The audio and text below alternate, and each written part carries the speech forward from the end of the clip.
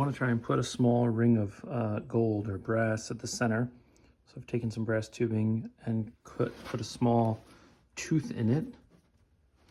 We're going to see if we can use some cutting.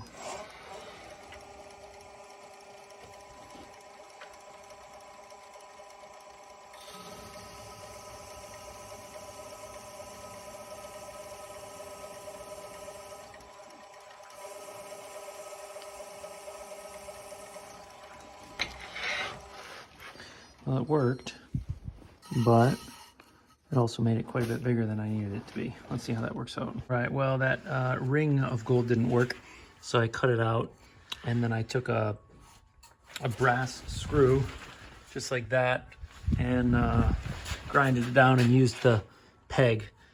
I'm leaving this relatively coarsely sanded, and I'm gonna let the recipient do the final sanding. It's kind of an analogy for something that's happened in their life, along with a couple of these cracks that I didn't know were there. But yeah, this whole piece is kind of an analogy of something that's happened to someone I care about, two people I cared about. But this is always one of the most satisfying parts.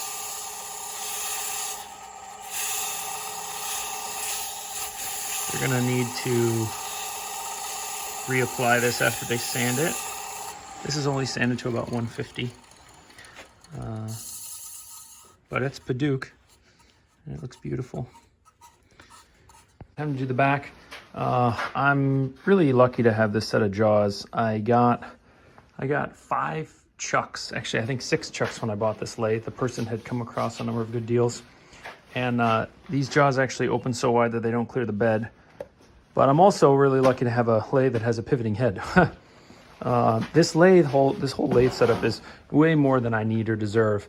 I bought the lathe and the chucks and the tools and a bandsaw and a chop saw and a bunch of stuff from someone I knew who was getting out of the lathe turning hobby. So I bought everything for $3,000, and the lathe itself was almost worth that. And then I sold all the stuff I didn't need or want and basically got all my money back. And so I basically have this setup for free. If you'd like to hear more about this setup, I was thinking of doing some videos about tools and chucks and jaws and all sorts of things. I don't know if that's interesting to anyone. Let me know in the comments below. But yeah, I'm gonna turn this now, and it's basically the only way to get rid of these nubs, and then we'll finish it up. Well, when you remount these things, they don't always go back on the lathe perfectly centered, it seems like, but we're gonna do our best.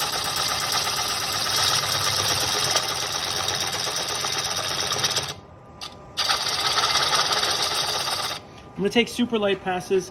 I don't like to really crush this thing in the jaws. For one, I don't want to leave marks because it's a finished surface. For two, the edge of the bowl is thin. I don't want to crush it. So I'm gonna go really slow, and I'm not gonna film all that. It's not that interesting, I think. I've never made this mistake in my turning career. I just went through the bottom from the backside. I had a little catch back here, and so I had to cut away more material than I intended to. And I knew I was getting close. I didn't know I was getting that close. Oh, that sucks. I've been at this bowl for a couple hours now. I've been thinking about it for months, how I was gonna do it and what I was gonna do special. Yeah, it's an absolute disaster, but this channel is about authenticity and not hiding my mistakes. And so if this happens to you, well, you're in good company.